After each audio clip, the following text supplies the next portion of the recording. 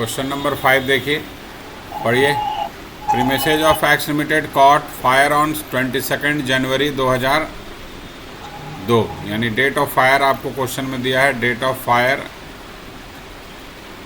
22 January 2002 and the stock was damaged. The firm has made up account on to 31st March each year. ये important question है, एक दो बार exam में आया हुआ है, ठीक है ना। 31st मार्च ईच ईयर, यानी हर एक साल 31st मार्च को फर्म अपना बुक्स क्लोज करता है। तो उसी तरह on 31 March 2001 the stock at cost लिखा है। The stock at cost was ₹13,27,200, ठीक है। जो हमारा 13,27,200 है स्टॉक दिया हुआ इस डेट का 31 मार्च 2001 का, एज अगेंस्ट ₹9,72,200 ऑन 31 मार्च 2000। 31 मार्च 2000 का जो है 9,62,200 है। ओके, ये 31 मार्च 2001 का स्टॉक है आपका, ये 2001 का है, और ये 2000 का दिया हुआ आपको stock. Purchase from 1 April 2001 to the date of fire आपको दे दिया है। 1 अप्रैल 2001 से लेकर डेट ऑफ फायर तक का 34,82,700 as against 45,25,000 for the full year 2001 जो है ईयर है, उसके पूरे ईयर का आपका पूरे फाइनेंशियल ईयर का टर्नओवर ये है। और 1 अप्रैल 2001 से लेकर आपका 22 जनवरी तक का टर्नओवर ये है। परचेज हाँ, दो अलग अलग टर्नओवर टर्नओवर बोल रहे हैं, परचेज। दो अलग अलग परचेज आपको दिया हुआ है, एक पिछले साल का दिया हुआ है और एक करंट ईयर का आपको बिगिनिंग ऑफ द ईयर से लेकर डेट ऑफ फायर तक का दिया हुआ है। ओके, उसके बाद लिखा है द कॉरस्पॉन्डिंग सेल्स फिगर। देखिए लैंग्वेज थोड़ा ध्यान रखिएगा, एरर यहाँ होने का चांसेस रहता है। कॉरस्पॉन्डिंग सेल्स फिगर लिख रहा है, यहाँ डेट नहीं लिखा है कौन सा सेल किसका है। जिस ऑर्डर में परचेज है उसी ऑर्डर में आपका सेल्स भी लिखा हुआ है। परचेज किस तरह ऑर्डर में लिखा है कि भाई 1 अप्रैल से लेकर, ठीक है, 22 जनवरी 2002 यानी डेट ऑफ फायर तक का लिख रहा है ना वो, यानी 1 अप्रैल 2001 से लेकर पहले ये लिखा है, तो ये दिखा है 34,82,700। और सेल्स फिर लिखता है परचेज के पूरे साल का, यानी 2001 का परचेज आपका जो है वो 45,25,000 है। पहले इसका इन्फॉर्मेशन दिया है, बाद में इसका दिया है, तो उसी ऑर्डर में सेल्स भी लिखा है। तो ये 49,70,000 जो दिखा है ना, ये आपका 1 अप्रैल 2001 से लेकर 22 जनवरी 2002 तक का, यानी डेट ऑफ फायर तक का सेल दिया 49,17,000। और ये पूरे साल का टर्नओवर दिया है 2001 का, ठीक है, 52 लाख। यहाँ कन्फ्यूजन हो सकता है कि स्टूडेंट इसको ठीक से नहीं पढ़ेगा ना, नहीं समझेगा, लैंग्वेज इस तरह से दिया है तो आप कंफ्यूज कर जाओगे कि कौन सा किस ईयर का ले हम। क्लियर? यहाँ तक क्लियर हो गया ये? इसके बाद आपका दिया है कि 1 July 2001 goods costing 1 lakh were given away for advertising purpose, no entry being made in the books. Advertisement का इसने जनरेंटी नहीं किया है। गुड्स उसने 1 लाख रुपया एडवर्टीजमेंट पे दिया है। अगर गुड्स एडवर्टीजमेंट पर्पस के लिए यूज होता है, गुड्स एडवर्टीजमेंट के लिए यूज होता है, तो इसका जनरेंटी क्या बनता है? Advertisement account debit to purchase. ये इसका हम लोग जनरेंटी करते हैं, ये जनरेंटी इसने नहीं किया है। यानी अगर परचेज यहाँ क्रेडिट हो रहा है, इसका मतलब क्या हुआ? परचेज घटेगा 1 लाख से, परचेज को क्रेडिट करने से परचेज रिड्यूस हो जाता है, तो परचेज को 1 लाख से रिड्यूस करना है आपको। Clear? Second point, during 2001 to a clerk जो है misappropriated unrecorded cash sales. Misappropriated उसने अनरिकॉर्डेड कैश सेल्स के साथ गड़बड़ी किया है। It is estimated that defalcation यानी गड़बड़ी जो हुआ है वो एवरेज 2000 पर वीक है, 2000 पर वीक फ्रॉम 1 अप्रैल 2001 से लेकर until the clerk was dismissed, जब तक क्लर्क को डिसमिस नहीं किया गया। तो डिसमिस कब किया गया? 21 अगस्त 2001 को, यानी 1 अप्रैल से लेकर 1 अप्रैल 2001 से लेकर तो 21 अगस्त 2001 तक, ठीक है, के बीच में क्लर्क ने हर वीक में 2000 का गड़बड़ी किया है।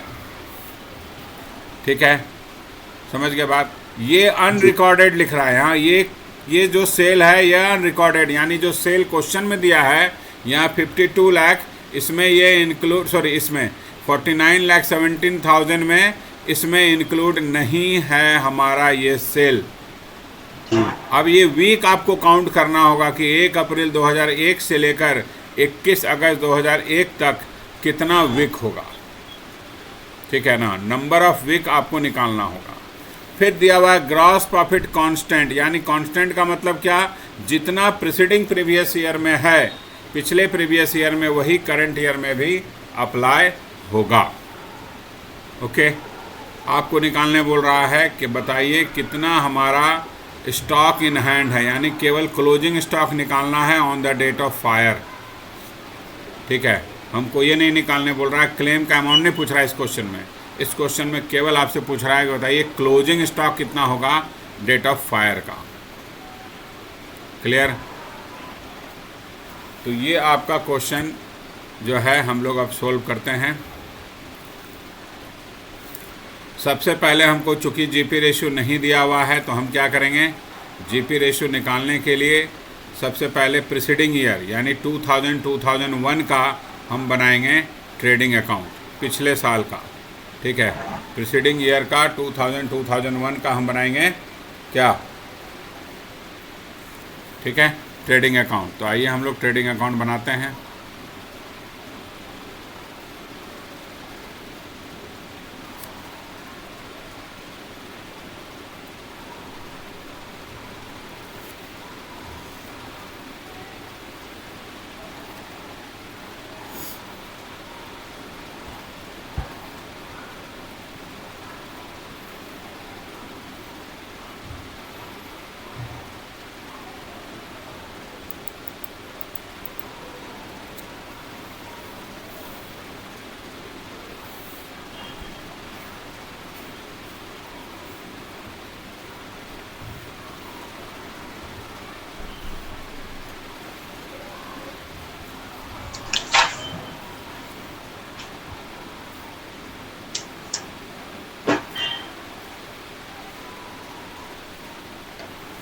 चलिए, अब इस डेट का ओपनिंग, यानी आपको ओपनिंग का मतलब हो गया 1 अप्रैल 2000 का ओपनिंग। देखिए 1 अप्रैल 2000 का ओपनिंग स्टॉक कितना दिया हुआ है क्वेश्चन में। देखिए 1 अप्रैल 2000 का, 2000 का, ठीक है ना। आपके पास 31 मार्च 2001 का दिया हुआ है, ये तो क्लोजिंग हो गया। यहाँ देखिए दिया हुआ है 31 मार्च 2000 का, तो ये 2000 का ओपनिंग बैलेंस होगा ये 9,62,200। ओके, 9,62,200 आपका ओपनिंग बैलेंस हो गया।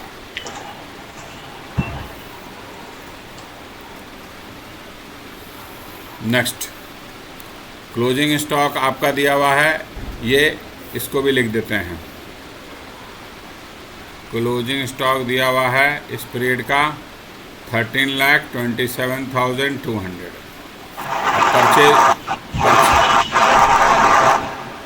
परचेज हम लोग पढ़ते हैं। परचेज क्या दिया हुआ है?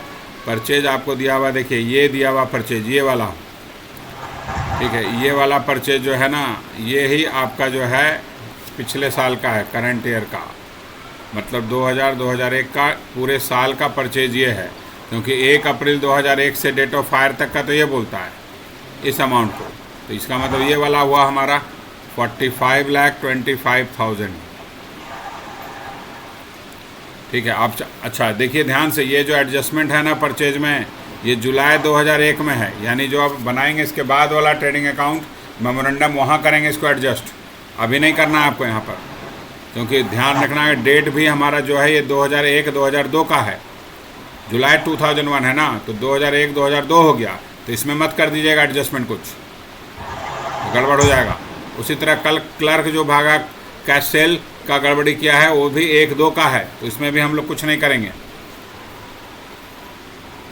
फिर बाय सेल्स आपका ये वाला होगा, उसी ऑर्डर में है, क्योंकि देखो ये इधर बाद में लिखा है, यानी बाद वाला ये पिछले साल का सेल दिया है 52 लाख।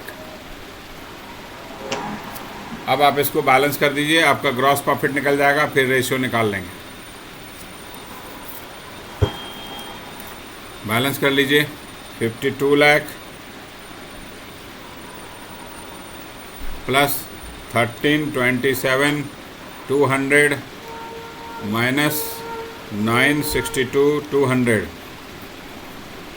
फिर 45,25,000, तो टोटल आपका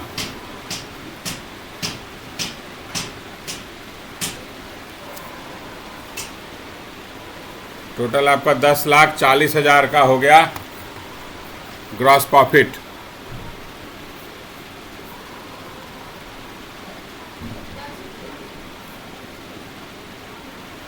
तो ग्रॉस प्रॉफिट रेशियो निकाल लीजिए। Gross profit 10,40,000 divided by 52 lakh multiplied by 100,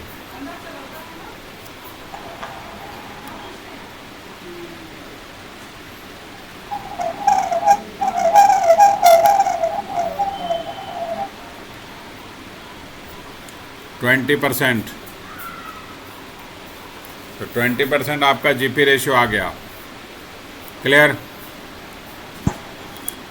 ये हमारा ये जो जीपी रेशियो पिछले साल का आया, चूँकि यहाँ लिखा है कांस्टेंट, तो करंट ईयर में भी यही अप्लाई हो जाएगा। अब आइए हम लोग बनाएंगे memorandum trading account to find out the closing stock.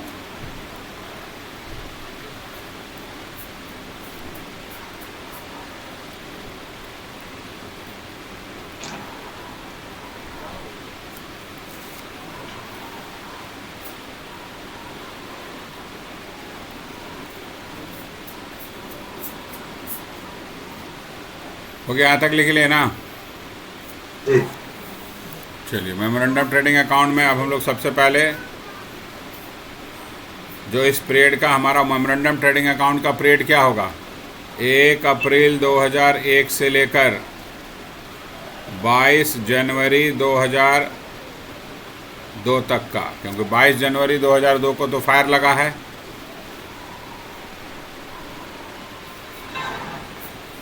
तो ओपनिंग स्टॉक लिखिए सबसे पहले।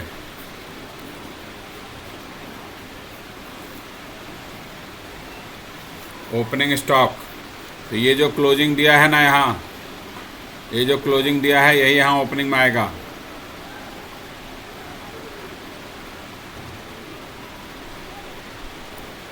तेरह 27,200, ठीक है। अब परचेज देख लीजिए। परचेज हम अभी पढ़े थे, हम लोग क्वेश्चन परचेज हम लोग पढ़े थे अभी। क्वेश्चन को आप ध्यान से फिर से देख लीजिए।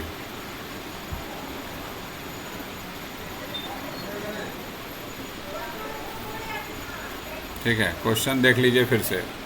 क्वेश्चन में परचेज दिया है, परचेज फ्रॉम 1 अप्रैल 2001 से लेकर डेट ऑफ फायर तक का ये दिया हुआ है। तो ये हमारा परचेज है। अब इसमें गड़बड़ी है। क्या गड़बड़ी है कि ये जो एडवर्टीजमेंट था ना, एडवर्टीजमेंट का जनरल एंट्री अभी बताए थे हम कि एडवर्टीजमेंट अमाउंट से जितने का गुड्स यूज हुआ है एडवर्टीजमेंट के लिए, उससे परचेज कम होना चाहिए, लेकिन ये एंट्री उसने किया नहीं है। तो ये हम लोग कर लेते हैं, माने कर लेंगे यहाँ पर माइनस। तो इसको पहले अंदर लिख लेंगे अमाउंट को। 34,82,700 हम लोग इनर कॉलम में लिखेंगे। 82,700 माइनस एडवर्टीजमेंट। ठीक है, एडवर्टीजमेंट के लिए जो गुड्स यूज हुआ 1 लाख, वो माइनस कर देंगे। तो ये आ जाएगा आपका 33,82,700। ओके,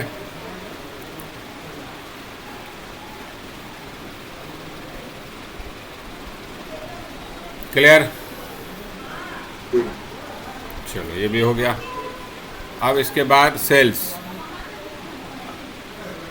अच्छा, सेल्स में भी गड़बड़ी है। जो कैशियर जो लेके गया था ना सेल, वो 2000 पर वीक गड़बड़ किया है। तो आपको निकालना होगा कि 2000 पर वीक के हिसाब से कितना बनेगा टोटल। तो पहले ये जो दिया है ये लिख देते हैं हम लोग, उसके बाद जो कैशियर गड़बड़ किया वो लिखेंगे। 49,17,000, ठीक है, ये हमारा आया। अब इसमें ऐड करेंगे हम लोग, ऐड अनरिकॉर्डेड सेल्स।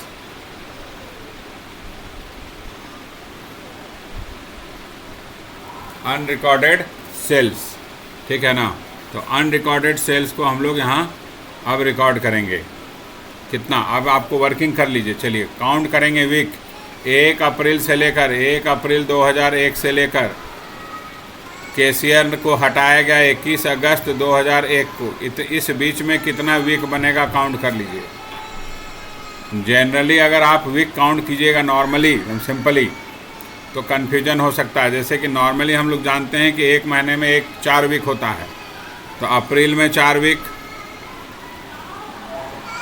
ठीक है, मई में 4 वीक, ओके, जून का 4 वीक, जुलाई का 4 वीक, ठीक है। ऐसे अगर निकालेंगे तो हमारा ये, और अगस्त में 21 दिन है, 21 अगस्त को हटाया गया, 21 अगस्त तक कितना वीक। तो ऐसे काउंट कीजिएगा तो गड़बड़ होगा। सबसे बेटर तरीका क्या है, आप डेज जोड़ लीजिए। अप्रैल में कितना दिन होता है भाई, 30 दिन। मई में कितना दिन होगा, 31 दिन। ऐसे कीजिएगा तो गड़बड़ हो जाएगा। आप डेज काउंट कीजिए, क्यों, उसका रीज़न बताएंगे। जून में 30 दिन, जुलाई में 31 दिन, ठीक है, और फिर आपका अगस्त का 21 दिन। ये ऐड कर दीजिए, टोटल कितना आएगा देखिए, 30 plus 31 plus 30 plus 31 plus 21, total आ गया 143, ठीक है, 143। अब इसको आप 7 से डिवाइड कर दीजिए, क्योंकि एक वीक में 7 दिन होता है, ठीक है, डिवाइडेड बाय 7 कर दीजिए। तो ये इसका आपका आ जा रहा है ये 20.42, यानी अप्रॉक्स 20 वीक हो गया। ये 5 से कम है ना, इसीलिए हम इसको 20 वीक मानेंगे। इस तरह से वर्किंग करेंगे ज़्यादा बेटर। इधर से गिनिएगा तो 4 4 16 वीक बन रहा है, ठीक है। और 21 अगस्त में आप सोचिएगा, अच्छा 7 दिन का, तो 1 अगस्त 7 दिन, फिर दूसरा 7 और सूत्रा 7, टोटल 3 वीक बनता है आपका। आप ऐसा सोचिएगा। लेकिन चूंकि होता क्या है कि हर मंथ में कुछ ना कुछ, अगर 4 दिन 4 वीक का बात करेंगे तो 7 से मल्टीप्लाई करेंगे तो 28 दिन बनता है। 2 दिन इसमें बच गया, अप्रैल का 2 दिन बच जा रहा है। मई में भी 7 से कंट्रोल करना, 28 दिन बच रहा है, लेकिन मई में 3 दिन बच जा रहा है। जून में भी उसी तरह 2 दिन बच जाएगा आपका, ठीक है। तो इस तरह से आपका एक एक्स्ट्रा वीक बन जा रहा है। इसीलिए ज़्यादा बेटर है कि आप नंबर ऑफ डेज को टोटल करो और डिवाइडेड बाय 7 कर दो, क्योंकि एक वीक में 7 दिन होता है। तो आपका ये अप्रॉक्स में वीक निकल गया, 20 वीक्स अप्रॉक्स हो गया। क्लियर, समझ में आया बात।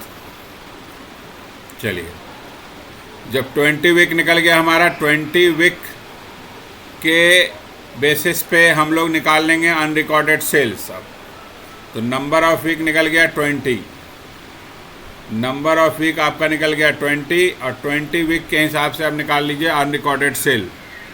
तो अनरिकॉर्डेड सेल कितना हो जाएगा, एक वीक का 2000 बोलता है, तो 20 वीक का कितना हो जाएगा, 40,000। ऐड कर दीजिए इसमें। तो ऐड करके जो सेल आएगा वो आप यहाँ लिखिएगा, ठीक है। 49 लाख कितना हो जाएगा, 57,000।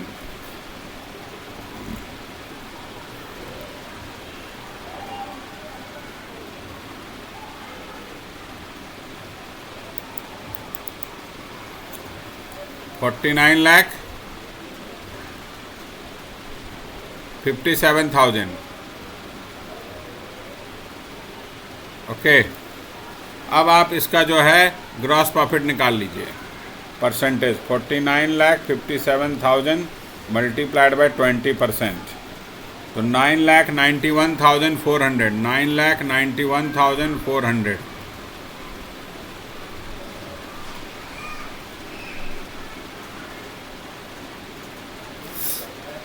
ठीक है, 9,91,400।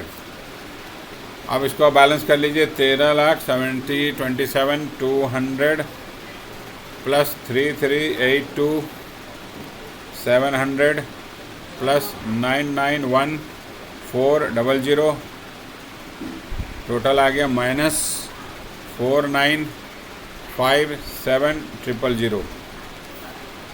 तो आपका आ गया 7,44,600 क्लोजिंग स्टॉक।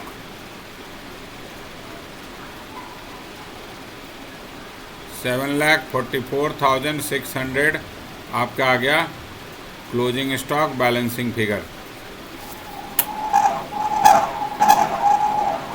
ठीक है, हमको क्लोजिंग स्टॉक ही निकालने बोल रहा था इस क्वेश्चन में। अरे टोटलिंग गड़बड़ हो गया। 300 सॉरी 300 हो गया, 600 नहीं, हाँ 300। ओह 300।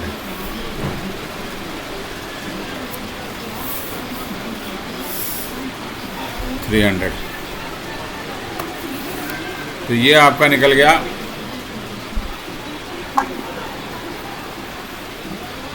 क्लियर? चलो ये हो गया, बात खत्म।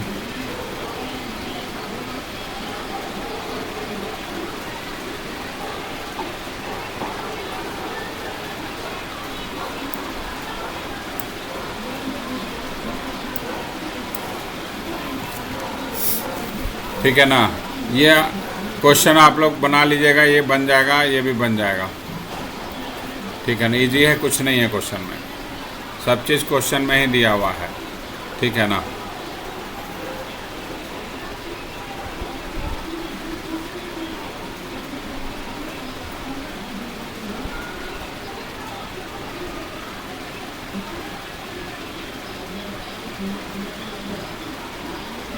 अब 9 नंबर क्वेश्चन देखते हैं, आइए। Question number 9। 8 हम लोग बाद में बनाएंगे, ये थोड़ा डिफरेंट टाइप का क्वेश्चन है। ठीक है ना, इसको हम लोग बाद में बनाएंगे, अभी 9 बनाते हैं पहले। क्वेश्चन नंबर 9 देखते हैं।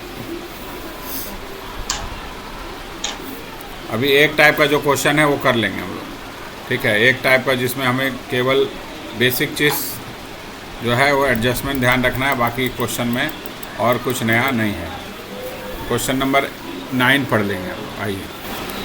Trading account of an company for the year ended 31 March 2002 is given below. Trading account आपको 31 मार्च 2002 का दिया हुआ है, एक कंपनी का प्रॉपर ट्रेडिंग अकाउंट दिया हुआ है। ओपनिंग स्टॉक इस ईयर का, परचेज दे दिया है, ग्रॉस प्रॉफिट लगा हुआ है, सेल्स रिटर्न, क्लोजिंग स्टॉक सब दे दिया है।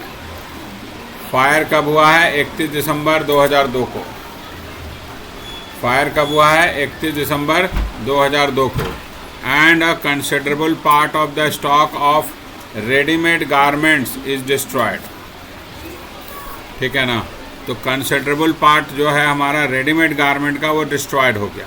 ठीक है, सालवेज दे दिया आपको क्वेश्चन में 1520 रुपया कि इतना सेव हो गया, इतना स्टॉक जला नहीं। उसके बाद लिखा है stock is fully insured against fire risk. Fully insured है गुड्स, फुल्ली इंश्योर्ड, यानी जो आपका लॉस ऑफ स्टॉक निकलेगा पूरा का पूरा आप क्लेम कर सकते हैं, क्योंकि फुल्ली इंश्योर्ड में हमेशा यही होता है। आइए, consider the following further particular, prepare statement showing the amount of claim to be lodged by an company with insurer for the loss of stock.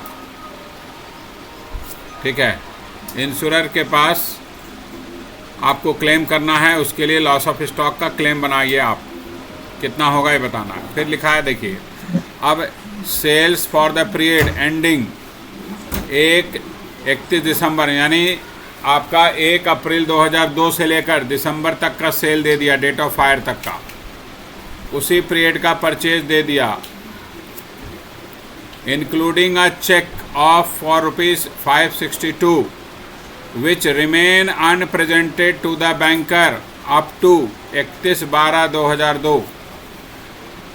ठीक है, as shown by the books of account. ठीक है, यहाँ लिखा है क्या, देखिए amount paid for the purchase, ये अमाउंट पेड दिया है, ये परचेज का अमाउंट नहीं है, परचेज नहीं है, अमाउंट पेड लिखा है। अमाउंट पेड हम किसको पे करेंगे परचेज के लिए, क्रेडिटर को,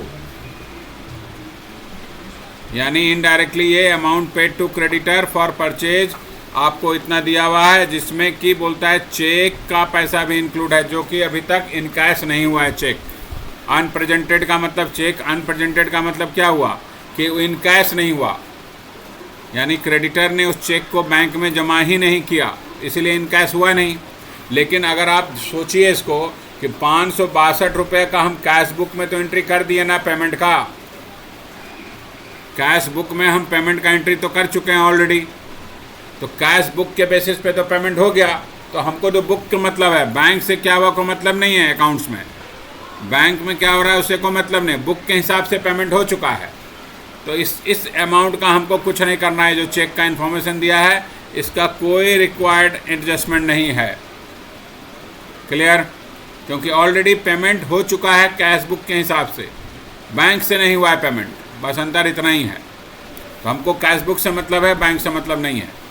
trade creditors on 31 March 2002, 31 March 2002 का दिया है ये आपको 24,608 रुपया, और फिर 31 दिसंबर 2002 का दिया है 22,112 रुपया।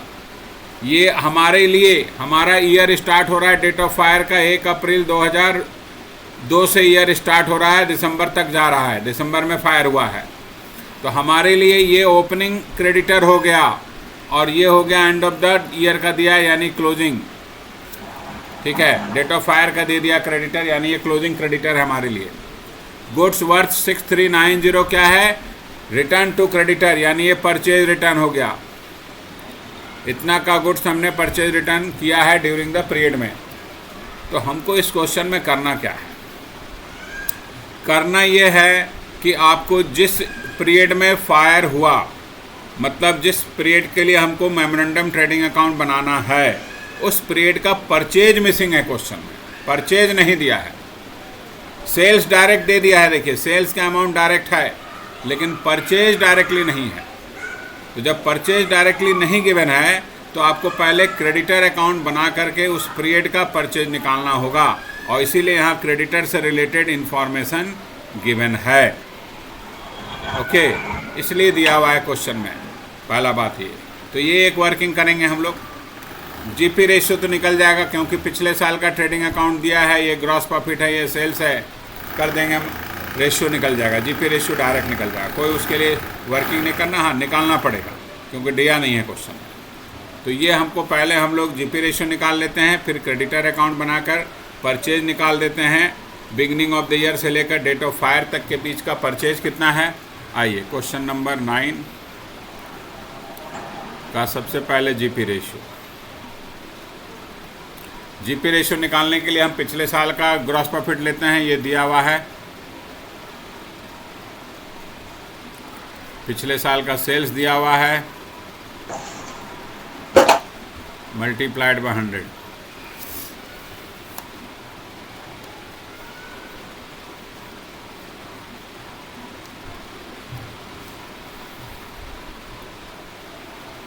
%15,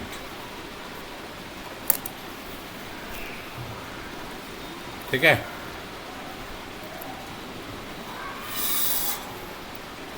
अब आइए नेक्स्ट, हमको बनाना है क्रेडिटर अकाउंट।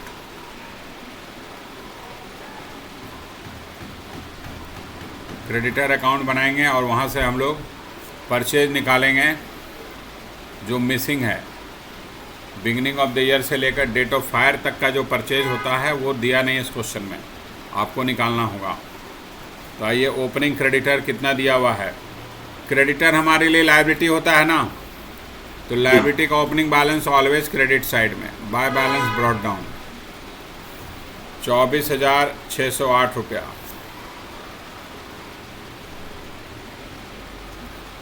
ओके।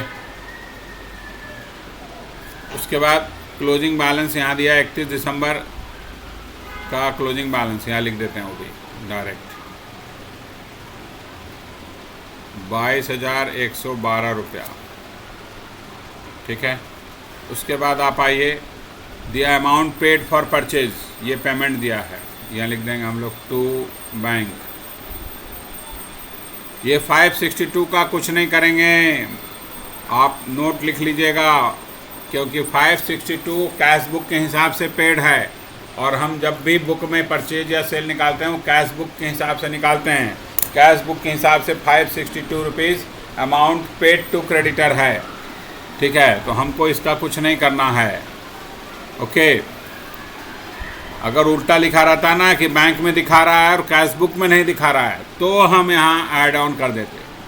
ऐसा नहीं लिखा है, ये लिखा है कि चेक बैंक में प्रेजेंट नहीं हुआ, तो बैंक से पेमेंट नहीं हुआ, कैश बुक से तो हो ही गया पेमेंट। कैश बुक में हम पेमेंट का एंट्री कर चुके हैं। उसके बाद ये परचेज रिटर्न दिया है, तो ये भी लिख देते हैं, आइए टू परचेज रिटर्न 6390। अब आप इसको बैलेंस कर दीजिए, 88016 प्लस 6390 प्लस 22112, 1,16,518।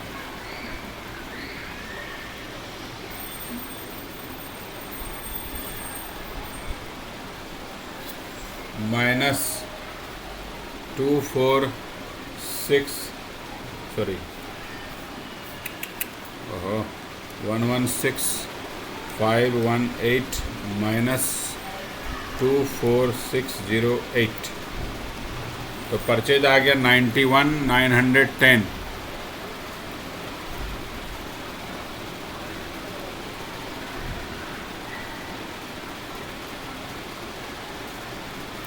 ये हमारा परचेज निकल गया 1 जनवरी, है ना। ये परचेज कब से निकल गया? 1 जनवरी बोलते हैं, 1 अप्रैल 2002 से लेकर 31 दिसंबर 2002 तक का ये परचेज निकल गया हमारा, जो कि इस क्वेश्चन में मिसिंग था।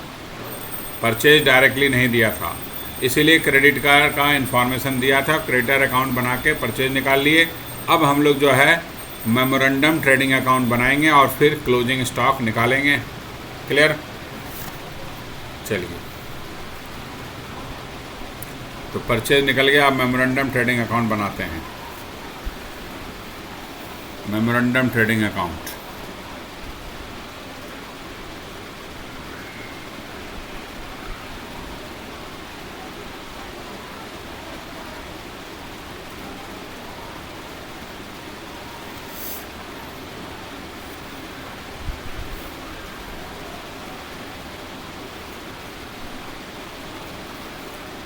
ओपनिंग स्टॉक लिखते हैं।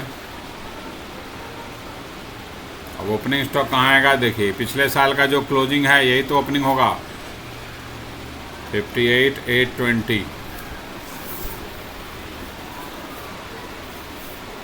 पिछले साल का जो क्लोजिंग है करंट ईयर के लिए ओपनिंग हो जाएगा, ठीक है। अब आप आइए नेक्स्ट, परचेज। तो परचेज अभी निकालें हम लोग। अच्छा, इस परचेज से परचेज रिटर्न माइनस कर दीजिएगा, या परचेज रिटर्न क्रेडिट में लिख दीजिए। 91,910 अगर यहाँ लिख रहे हैं तो परचेज रिटर्न इधर लिख देंगे। हमने परचेज से नहीं माइनस किया, क्रेडिट साइड में परचेज रिटर्न लिख देते हैं, एक ही बात है, ठीक है। चलिए, अब सेल्स दिया था डायरेक्टली क्वेश्चन में, आपको सेल्स क्वेश्चन में ही गिवन था, वो लिख देते हैं 109,200।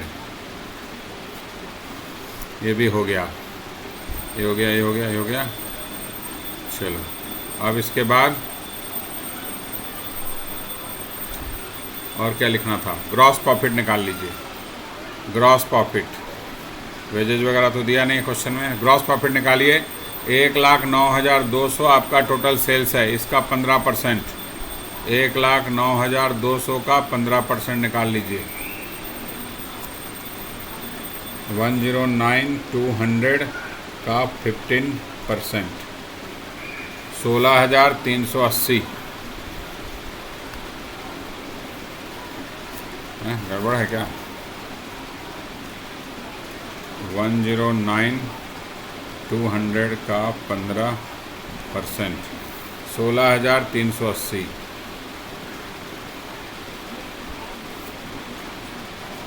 कुछ छोटा तो नहीं है ना? ये तो हमारा हो गया सेल्स।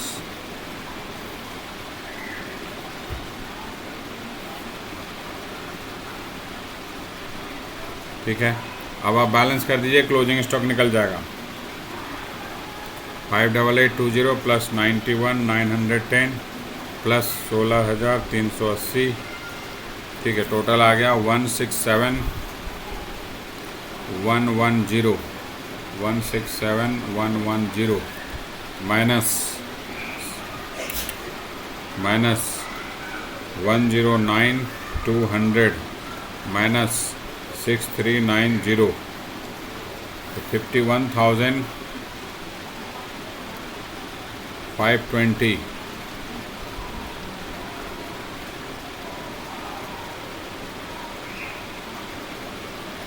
Closing stock. ठीक है,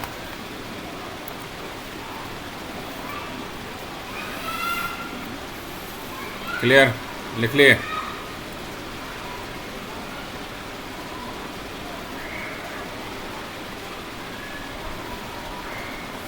अब आ जाइए, स्टेटमेंट ऑफ क्लेम बना लीजिए।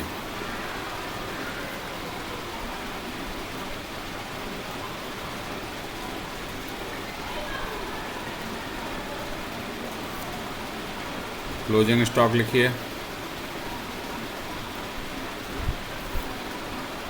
51,520 माइनस साल्वेज। साल्वेज दिया था कितना, देख लीजिए।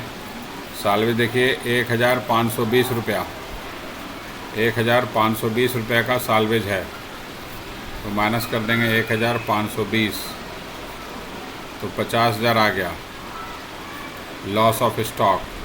और क्वेश्चन में लिखा था कि हमारा जो स्टॉक है वो फुल्ली इंश्योर्ड है। देखिए क्वेश्चन में यहाँ लिखा था कि फुल्ली इंश्योर्ड है, ये फुल्ली इंश्योर्ड, यानी जितना लॉस होगा उतना क्लेम करेंगे हम। तो जब फुल्ली इंश्योर्ड है तो अमाउंट ऑफ क्लेम क्या हो जाएगा?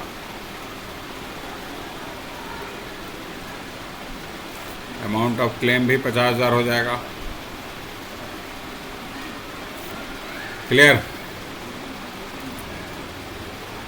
कोई दिक्कत?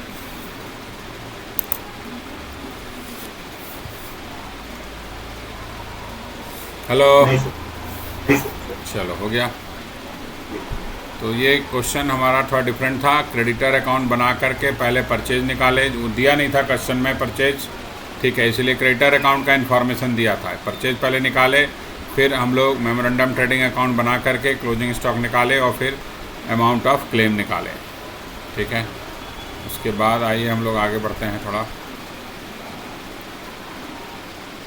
क्वेश्चन जो थोड़ा सा अभी सेम टाइप का है ना वो कर रहे हैं, और कल जब हम लोग क्लास करेंगे तो फिर दूसरा हम लोग करेंगे थोड़ा। ठीक है, अभी हम लोग जो सेम टाइप का क्वेश्चन है वो कर रहे हैं और कुछ नहीं कर रहे हैं।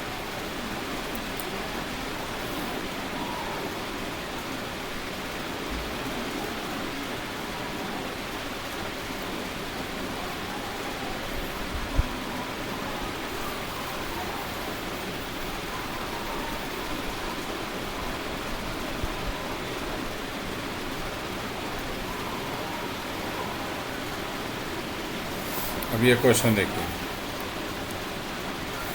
ये भी इम्पोर्टेंट क्वेश्चन है अलग। अभी हम क्वेश्चन नंबर 21, ठीक है, सिंपल जो अकाउंटिंग एडजस्टमेंट है वो कर रहे हैं।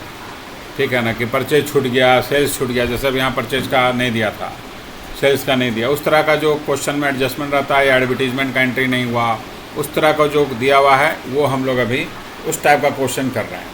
अब बाकी कुछ और भी है एडजस्टमेंट, ठीक है ना, तो वो उस टाइप का क्वेश्चन जो है वो हम लोग बाद में कर लेंगे। चलिए, on 20 October 2009 the godown and business premises of Aman limited were affected by fire. From the salvage accounting records the following information is available. ये अवेलेबल है हमारे पास, ठीक है। लिखा है कि stock of goods at the rate of 10% lower than the cost on 31 March 2009 was 2,16,000। बोलता 10% कम है। देखिए स्टॉक जो है कॉस्ट से 10% कम करके वो लिखा है, ठीक है, 10% कम करके लिखा है, तो इसका मतलब ये 90 के बराबर है। इसको हम लोग कॉस्ट प्राइस पे कन्वर्ट कर देंगे। कैसे? सिंपल, 2,16,000 को 90 से डिवाइड करेंगे और 100 से मल्टीप्लाई कर देंगे, ठीक है। उसके बाद दिया है आपको परचेज लेस रिटर्न, कितना दिया है? 2,80,000 इसी पीरियड का। सेल्स लेस रिटर्न दे दिया है डेट ऑफ हायर तक का। उसके बाद दिया है कुछ एडिशनल इन्फॉर्मेशन, ये थोड़ा ध्यान से पढ़ना है आपको। बोलता है sales up to 20 October 2009 include 80,000 for which goods had not been despatched. बोलता है गुड्स जो है नहीं डिस्पैच हुआ, गुड्स डिस्पैच नहीं हुआ। इसका मतलब क्या हुआ कि गुड्स डिस्पैच नहीं हुआ, यानी गुड्स रिमेन इन गोडाउन या स्टोर, जो भी बोलिए, रिमेन इन गोडाउन। गोडाउन में ही रह गया फिजिकली गुड्स। जब गोडाउन में रह गया तो इसका मतलब ये, इसको हम स्टॉक निकालते समय, ठीक है ना, क्लोज हमको निकालना है फिजिकल स्टॉक। अगर आप ध्यान से सोचिए तो फिजिकली ये गुड्स गोडाउन में है, ठीक है। तो ये फिजिकली अगर गोडाउन में है तो हम क्या करेंगे? इसको सेल मानेंगे ही नहीं, इसको हम सेल मानेंगे ही नहीं। इसमें इंक्लूड जरूर है 6,20,000 में, लेकिन हम हटा देंगे अपना वर्किंग पर्पस के लिए, क्योंकि ये गोडाउन तो में ही रह गया, गुड्स बिका जरूर लेकिन अभी सेल डिस्पैच नहीं हुआ। तो सेल जब डिस्पैच नहीं हो रहा है तो गुड्स गोडाउन में रह गया, यानी ये गुड्स भी डैमेज हुआ होगा शायद, ठीक है। तो इसको हम सेल मानेंगे ही नहीं। क्लियर? दूसरा, वर्किंग पर्पस के लिए हमको नहीं मानना है, क्योंकि हमको वो क्लोजिंग स्टॉक निकालना है जो फिजिकली डैमेज हुआ है। तो ये गोडाउन में है तो ये भी डैमेज हो सकता है। Purchase up to 20 October 2009 did not include 40,000। बोलता है परचेज में ये 40,000 इंक्लूड नहीं है। For which purchase invoice had not bin receive. Company को परचेज का बिल, इनवाइस का मतलब क्या? बिल, बिल नहीं मिला फ्रॉम द सप्लायर। द यहाँ लिखता है द क्या करके, goods have been received in godown. बोलता है गोडाउन में चला गया, यानी फिजिकली गुड्स गोडाउन में था 40,000 का, लेकिन परचेज में हम इंक्लूड नहीं किए थे, ठीक है। तो ये 40,000 को हमको इंक्लूड कर देना, इसको मान लेंगे कि ये इंक्लूड हो जाएगा, तो इसको हम क्या करेंगे? परचेज में ऐड कर देंगे, ठीक है। हमको क्या करना है? यहाँ पर परचेज ये 40,000 ऐड कर देंगे और सेल में से जो है 80,000 हटा देंगे। क्लियर? उसके बाद जीपी रेशियो ये दिया है, ग्रॉस प्रॉफिट रेशियो। उसके बाद साल्वेज दिया है, उसके बाद इंश्योर्ड अमाउंट दे दिया है। एडजस्टमेंट तो 2 ही है ना, ठीक है, मेन। बाकी ये क्लोजिंग स्टॉक का, ये सॉरी ओपनिंग स्टॉक का अंडर वैल्यूएशन क्या है उसको कर देंगे हम लोग वैल्यू में कन्वर्ट, ठीक है, तो वो अलग हो गया। चलिए, वर्किंग एकदम ज़्यादा कुछ नहीं है। हम लोग मेमोरेंडम ट्रेडिंग अकाउंट डायरेक्ट बनाएंगे, इसलिए क्योंकि ग्रॉस प्रॉफिट रेशियो तो दिया ही हुआ है क्वेश्चन में, है ना। चलिए,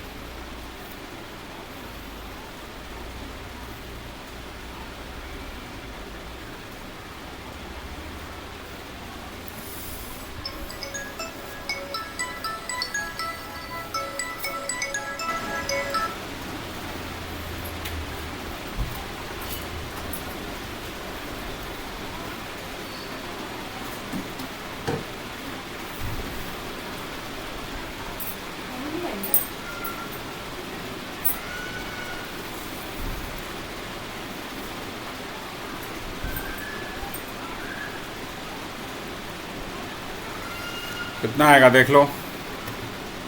2,16,000 डिवाइडेड बाय 90 मल्टीप्लाइड बाय 100, तो 2,40,000, ठीक है। फिर परचेज परचेज जो दिया है 2,80,000,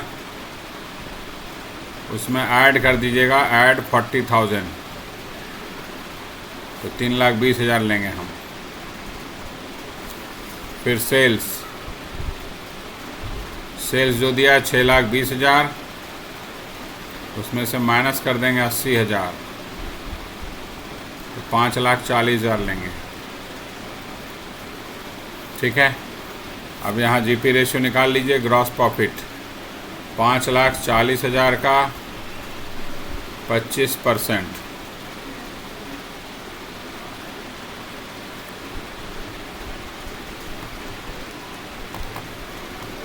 गुने 25%, 1,35,000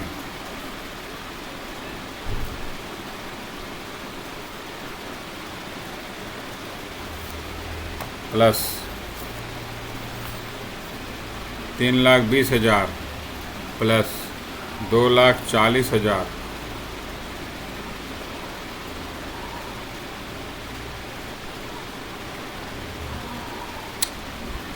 ऐड कर लीजिए। 2,40,000 प्लस 3,20,000 प्लस 1,35,000, ठीक है, माइनस 5,40,000, तो 1,55,000 आपका क्लोजिंग स्टॉक आ गया।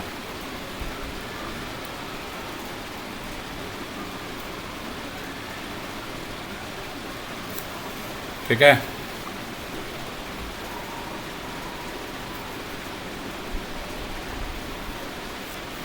Balancing figure. अब आप स्टेटमेंट ऑफ क्लेम बना लीजिए।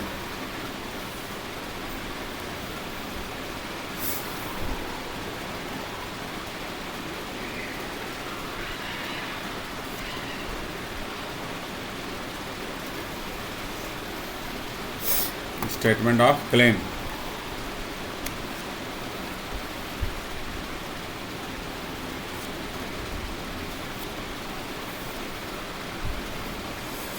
क्लोजिंग स्टॉक लिख देते हैं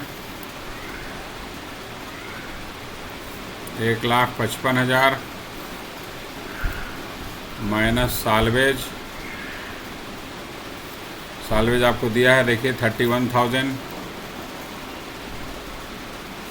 1,24,000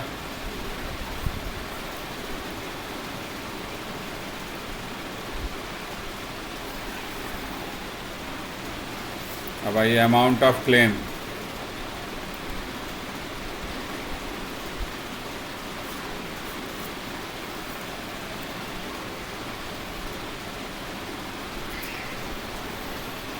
अमाउंट ऑफ क्लेम निकाल लीजिए। अमाउंट ऑफ क्लेम कैसे निकलेगा देख लीजिए। यहाँ पॉलिसी वैल्यू 1,00,000 है इसका, और क्लोजिंग स्टॉक यहाँ एवरेज क्लॉज लग जाएगा, है ना।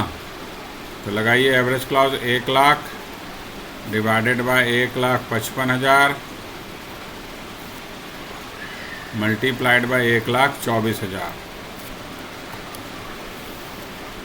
1,00,000 डिवाइडेड बाय 1,55,000 मल्टीप्लाइड बाय 1,24,000, तो आपका 80,000 आ गया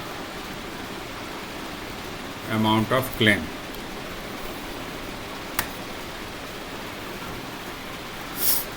सही है, समझ में आया बात।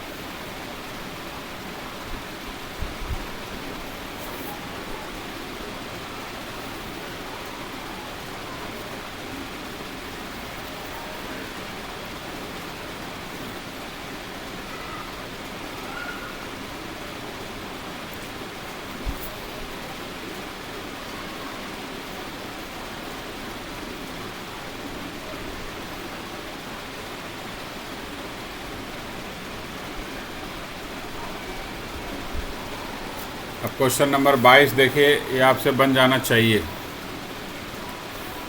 ठीक है, लिखा है a fire occurred in the premises 15 अक्टूबर 2002। ठीक है, 15/10/2002। From the following particulars ascertain the loss of stock and prepare a claim for insurance.